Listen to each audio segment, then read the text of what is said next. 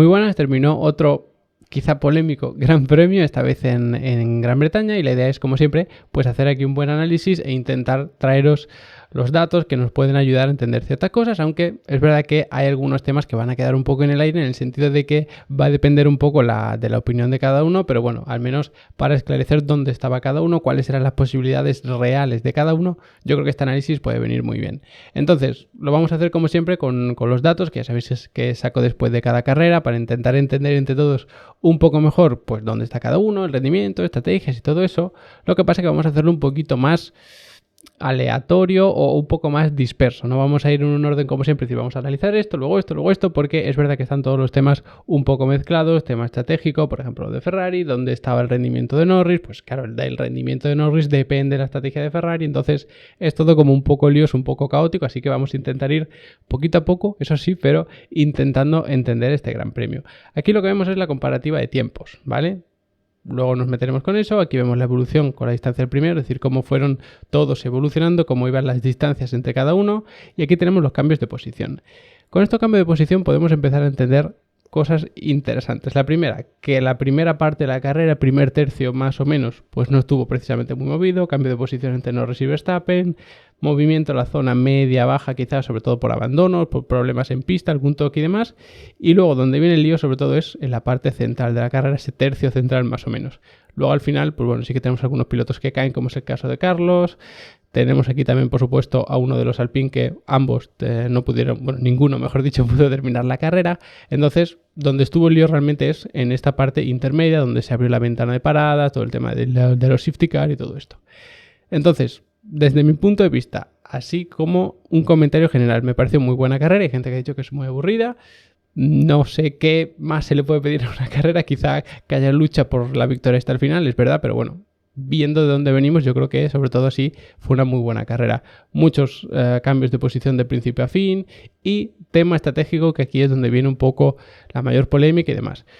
Se ha hablado mucho del tema estratégico, porque Russell empezó con neumático blando, y cuando alguien empieza con neumático blando, sabiendo que prácticamente todos los demás empiezan con el medio, con el duro, ojo, prácticamente, porque Ocon empezó con el blando, Tsunoda empezó con blando, De Vries empezó con blando, o sea que la gente de AlphaTauri sabía que tenía que probar algo distinto, y es un poco lo que hizo Russell, que no es que saliese precisamente fuera de posición, empezó sexto, pero eso le valió para terminar quinto, ganó una posición con esa estrategia tan buena, pero aquí es donde empezó la polémica, porque ese neumático blando dura demasiado, porque con el medio das más de 30 vueltas, y aquí empieza un poco la cuestión de los neumáticos, las críticas a Pirelli, que unas veces tienen que conservar demasiado, estos neumáticos no valen, y otras veces duran demasiado estos neumáticos, no valen para la Fórmula 1.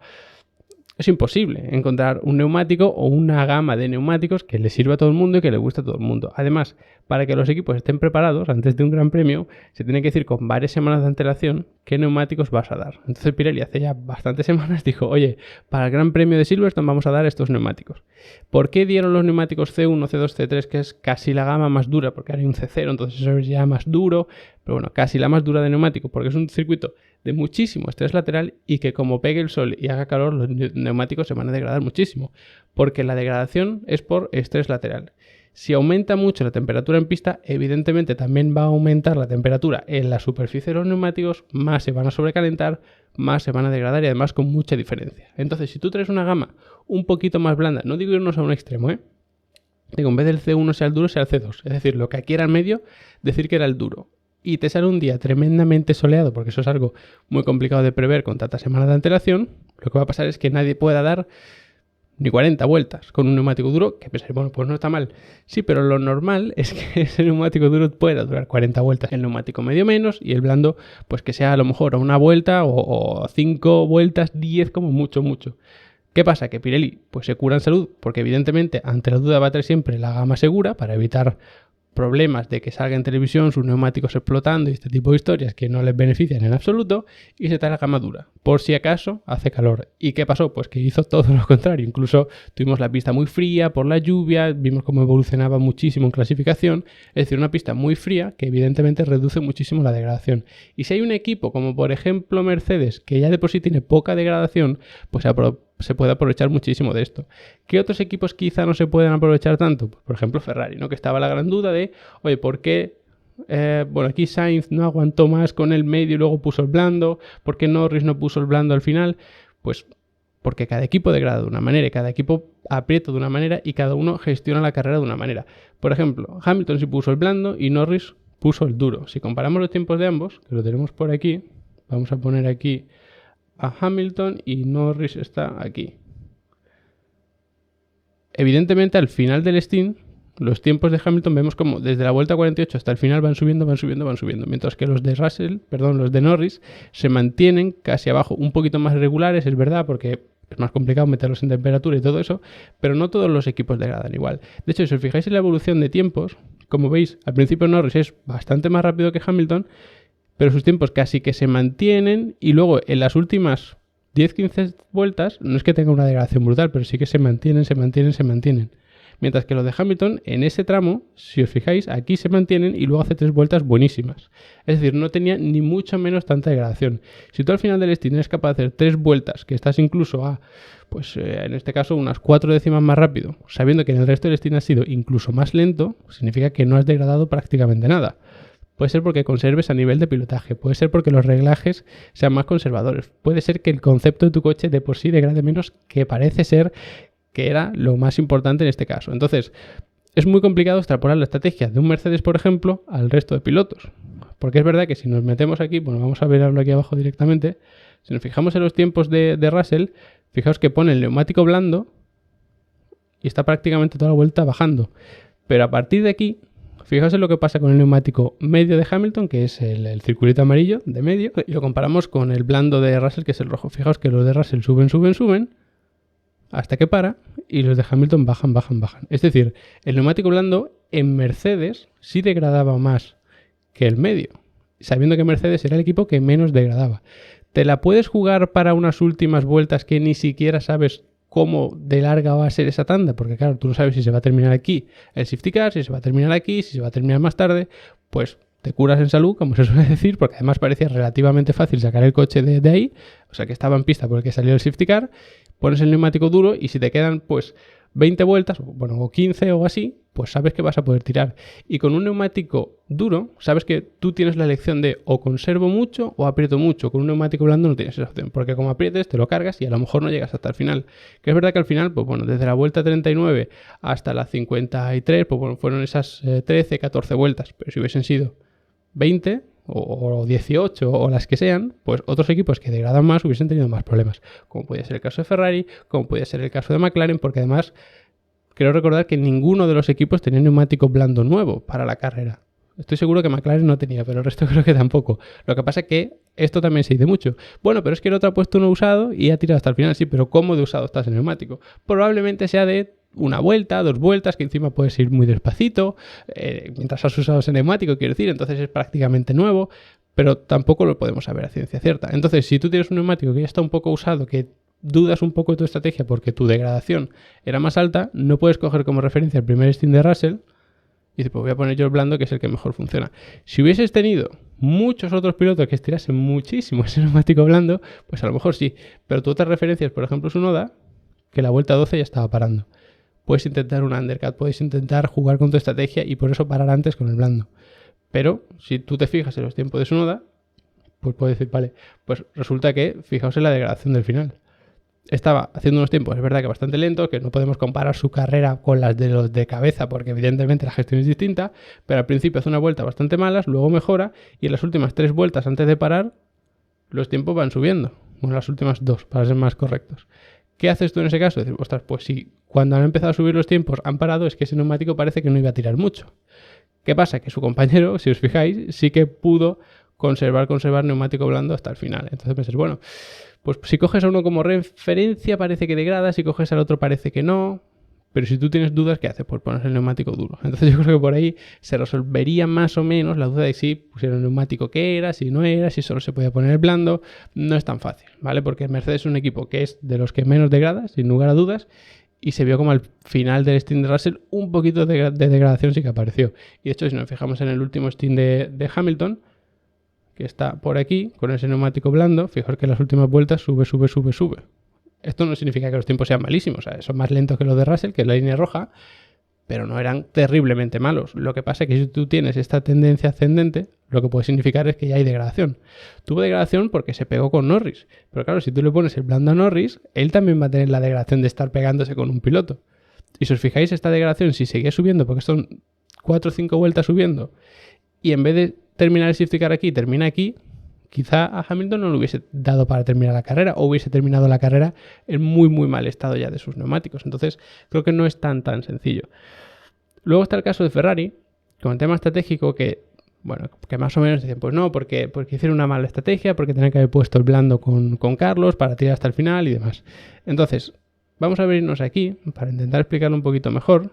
Y como vemos, en este punto, Sainz, vuelta 42, es séptimo y de repente le pasa a todo el mundo, parece que su estrategia pues era un desastre porque estaba todo el mundo con blandos y él no, pero cuando tú eres el que está delante, no tienes esa capacidad de decidir tan buena como la que tienen los de detrás, porque los de detrás ven lo que tú haces, que vas delante y pueden hacer algo distinto, pero tú no. Entonces, ¿qué es más fácil en esta Fórmula 1, adelantar o defenderse? Pues siempre es defenderse, a no ser que sea un circuito muy exageradamente beneficioso para adelantamientos, que no es tanto el caso de Silverstone. Entonces, si tú estás más o menos por aquí, tenemos aquí a Sainz, aquí ya no quieres estirar más el medio porque ves que el blando es muy arriesgado, vas a poner el duro, porque Ferrari degrada más que Mercedes, entonces no es del todo fácil seguir el ejemplo de Mercedes. Aquí pones duro y luego si vuelves a parar otra vez, porque eso es mala suerte pura, que tú pares y 5 vueltas después hagas safety car, pues es mala suerte. Si lo hubiesen sabido, hubiesen alargado el medio, evidentemente, y ya está, para con safety car y se acabó. Lo que pasa es que eso no lo sabes. Entonces, si tú pones el duro, puedes jugártela a parar, poner el blando y luego venirte, en este caso, que estaba séptimo, pues a lo mejor te pones décimo, te pones décimo primero, y luego con el blando intentar remontar. Pues tienes que remontar a un Albon que estaba por aquí, a un Pérez que estaba por aquí, a un Leclerc si salieras por detrás, luego un Fernando Alonso. Estos coches no eran precisamente muy fáciles de adelantar. Entonces, visto luego dices, hombre, pues si has quedado el décimo, peor no te iba a ir. Ya, pero tú no sabías lo que podía pasar. Y además es que esto fue como una situación un poquito extraña de que de repente se mezclaron varios coches, uno se iba largo, tenías que corregir trazada, el resto se aprovechaba. Entonces, si esa situación no se hubiese dado, a lo mejor Carlos podía haber aguantado alguna posición más. Son todo cosas hipotéticas que no podemos saber. Y hay una cosa muy llamativa que es la velocidad máxima. Fijaos aquí, al final del primer sector, que la velocidad es de 330 km por hora. Ojo con esto de las velocidades, que depende mucho de si tienes rebufo, de si tienes DRS, de todas estas historias. Pero los que lideran con mucha diferencia son los Ferrari. Y esto es 330 km por hora. El siguiente es Sargent con 325 y luego ya todos más o menos se mueven en esos 320 y algo. Y va progresivamente bajando. Pero esto es progresivamente subiendo, progresivo, hasta que vemos un salto de 5 km por hora en los Ferrari. En el resto no se ve un salto tan exagerado. Como veis, 265, 265, 264, 4, 4... Incluso en la trampa de velocidad tenemos 238, que eso sí que es un salto muy grande respecto al siguiente que es Debris, pero vemos solo a Pérez. Que, insisto, eso puede ser por el DRS, los rebufos y todas estas historias. Además, Pérez pues tiene el coche más competitivo que es el Red Bull. Y luego, ¿dónde vemos a Verstappen? Aquí abajo del todo. Entonces esto ya nos indica que probablemente, aparte de que pueden tener reglajes distintos, el DRS hizo mucho aquí. Entonces, si en una de las trampas de velocidad vemos claramente a los Ferrari por delante, esto significa que a lo mejor han intentado poner un poquito menos de carga. O que no han conseguido poner tanta carga manteniendo un coche eficiente. Que eso puede pasar, porque siempre, bueno, o lo que hemos visto esta temporada es que en circuitos, pues de carga media, más o menos, con curvas rápidas, sí que iba muy bien, pero una cosa es ir a un circuito en el que la carga sea media y destacar, como puede ser, por ejemplo, Austria, que sí que hay curvas medias y demás, y otra cosa es destacar en un circuito como Silverstone, en el que la velocidad es muy alta, las curvas son muy muy rápidas, pero tú tienes que tener mucha carga y mucha eficiencia, porque si no penalizas en recta. Si no quieres penalizar en recta, tienes que bajar carga. Y entonces sufres más degradación, que es probablemente lo que le pasó a ellos. Así que espero que más o menos los temas medianamente más interesantes hayan quedado resueltos, sobre todo tema estratégico y demás. Entiendo que puede haber bastantes confusiones. Ya para terminar, simplemente fijaos en el ritmo de Norris, que fue, si lo comparamos con Hamilton, que ya tenemos el gráfico de aquí de antes, bastante más rápido, especialmente en el primer stint. Luego en el segundo un poco más caótico, es verdad, pero en el primer stint ambos con el mismo neumático, Norris más rápido. Si lo comparamos con Alonso, que lo tenemos por aquí, también bastante más rápido. Si lo comparamos, por ejemplo, con Carlos, por ejemplo, pues también bastante más rápido. ¿Dónde van a perder? Pues evidentemente si lo comparamos con Verstappen, que como veis pues sí que fue consistentemente más rápida. Además, los tiempos de Verstappen son muy constantes, siempre bajando, y le está sacando pues en torno a esas 3 décimas más o menos por vuelta. Y luego, a su vez, el McLaren de Norris sacándole pues esas 2 décimas, décima y media al resto de equipos. Por lo tanto, de repente, sin casi nadie saber cómo, McLaren se convierte en el segundo equipo. Algo que a quien más beneficia es a McLaren, por supuesto, pero también a Red Bull, porque ya no solo tienen a 3 equipos peleándose entre ellos para ver quién es el segundo, sino que ahora encima parece que tienen 4.